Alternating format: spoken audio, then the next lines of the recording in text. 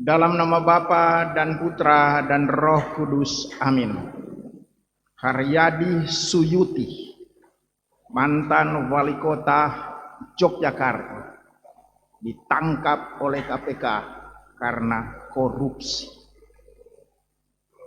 Nampaknya korupsi telah mewarnai hidup banyak pejabat di Indonesia. Tetapi bukan hanya korupsi saja yang mewarnai banyak orang Indonesia, termasuk juga orang Katolik, yakni kekerasan. Kita bisa saksikan bagaimana terjadi kekerasan atas rupa-rupa cara, termasuk juga melalui demo-demo. Pertanyaan bagi kita orang Katolik, apakah kekerasan menjadi sifat sejati orang Kristen, orang Katolik? Apakah dibenarkan bahwa orang Katolik, orang Kristen melaksanakan kekerasan di dalam hidupnya? Saudara-saudara sekalian yang terkasih, kita dengar tadi dari bacaan Injil kata-kata Yesus kepada murid-muridnya, "Jikalau kamu mengasihi aku, kamu akan menuruti segala perintahku. Aku akan minta kepada Bapa dan Ia akan memberikan kepadamu seorang penolong yang lain, supaya Ia menyertai kamu selama-lamanya." Ditegaskan oleh Yesus, seseorang disebut pengikut Kristus, seseorang disebut orang Kristen, seseorang disebut orang Kristen Katolik, seseorang disebut demikian bila orang itu mengasihi Yesus. Bila orang itu mengasihi Yesus. Seorang Kristen itu bersikap munafik, main sandiwara saja.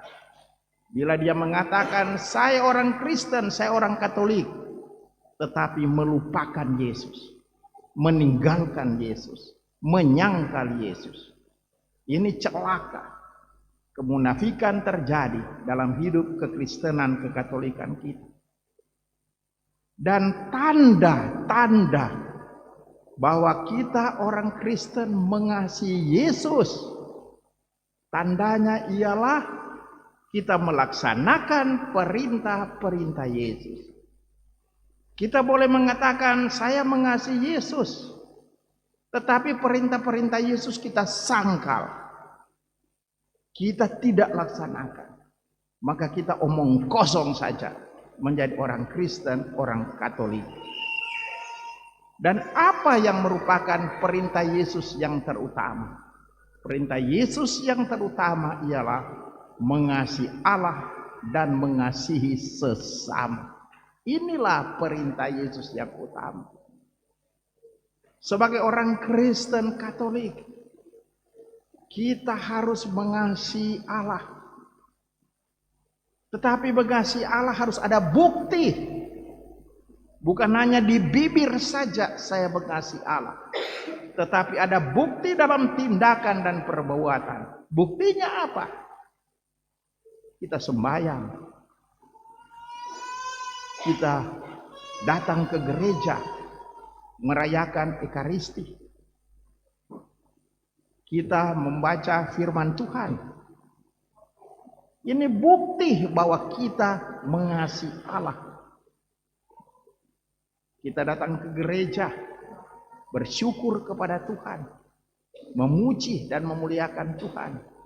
Kita datang ke gereja, kita mengungkapkan keluhan-keluhan, doa-doa kita.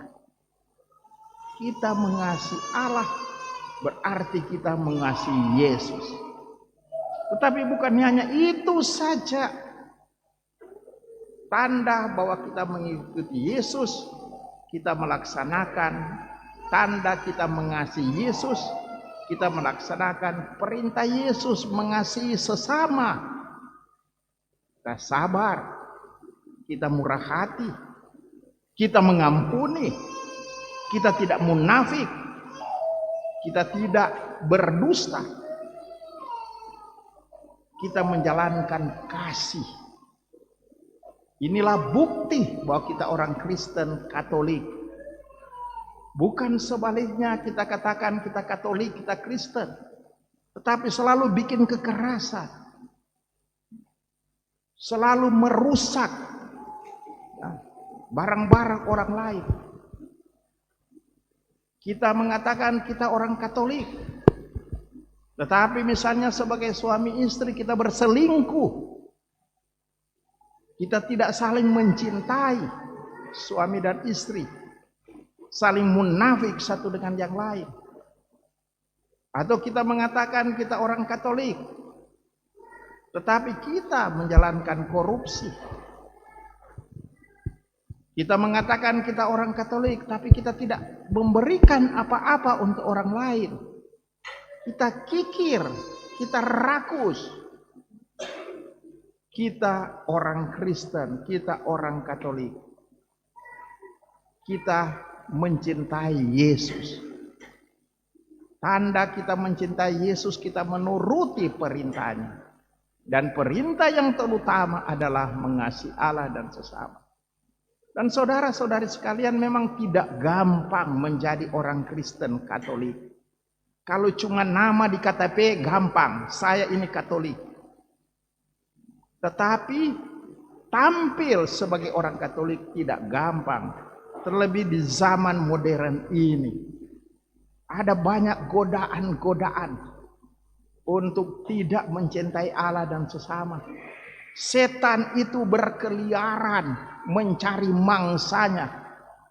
Dan seringkali kita biarkan diri dimangsa oleh setan. Tidak gampang menjadi orang Katolik. Kita harus bergumul. Misalnya tidak jarang suami istri bergumul untuk mempertahankan ikatan perkawinan. Tidak mau cerai. Meskipun mengalami kekerasan dalam rumah tangga. Dia bergumul karena mau mengatakan saya cinta Kristus, berarti saya tidak ingin cerai. Saya mau setia sampai mati. Ini tidak gampang. Tidak gampang juga bagi orang-orang muda untuk mengatakan saya mencintai Kristus. Karena godaan untuk menghancurkan kesucian gampang sekali di masa sekarang ini. Masih remaja, masih pemuda, tetapi sudah berzina. Tidak gampang menjadi orang muda Kristen Katolik. Dan tidak gampang untuk mempertahankan kekristenan. Cuma karena ingin kawin, akhirnya tinggalkan agama, tinggalkan Kristus. Cuma karena tidak bisa pisah lagi dengan sesama pemuda atau pemudi yang tidak Katolik.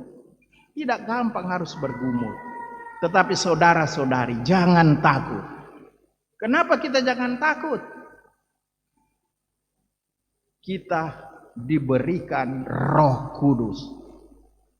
Dan dikatakan di dalam bacaan Injil tadi, Roh Kudus, Roh penolong yang menyertai kita sampai selama-lamanya. Kita sebagai orang Katolik di tengah-tengah godaan, ancaman, kita punya sahabat yang istimewa. Dan sahabat kita adalah Roh Kudus. Tidak meninggalkan kita. Dan roh itu tinggal dalam hati kita. Dia bergerak dari dalam, tidak kelihatan. Bersyukurlah kita diberikan Roh Kudus pada saat kita dipermandikan, saat kita menerima sakramen penguatan.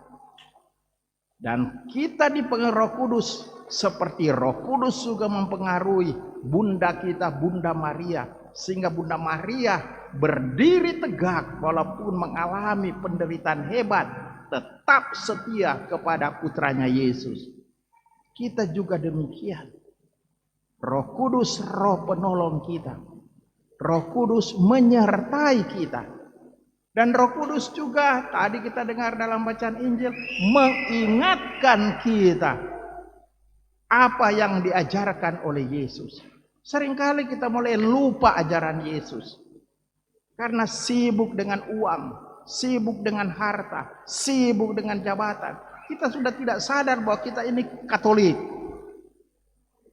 Dan seringkali kita sudah malu untuk menyatakan, kita Katolik. Takut jangan jabatan kita tidak naik.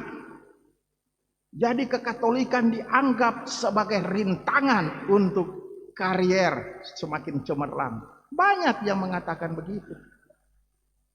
Tetapi banyak orang juga, dia tetap bertahan dalam kekatolikan dan kekristenan.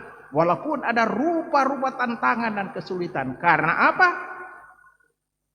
Ada Roh Kudus yang menyertai, Roh yang mengingatkan ajaran-ajaran Yesus, Roh yang mengajarkan ajaran-ajaran Yesus.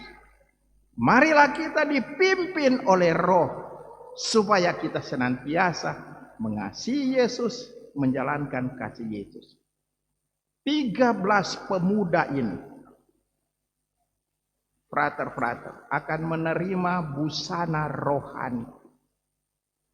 Busana rohani menandakan bahwa mereka berjuang mau menjadi orang baik, orang suci. Karena seringkali bahaya kita para imam, para suster. Kita memakai busana rohani putih-putih. Tetapi hidup kita dikotori oleh dosa-dosa.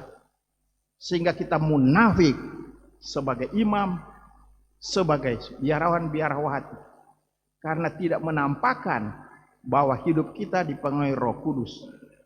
Jadi busana rohani tanda bahwa mereka mau dipenuhi Roh Kudus dan berjuang menjadi orang-orang yang baik. Supaya sekali kelak, sesudah 5-6 tahun, mereka akan ditabiskan menjadi imam Keuskupan Agung Merauke.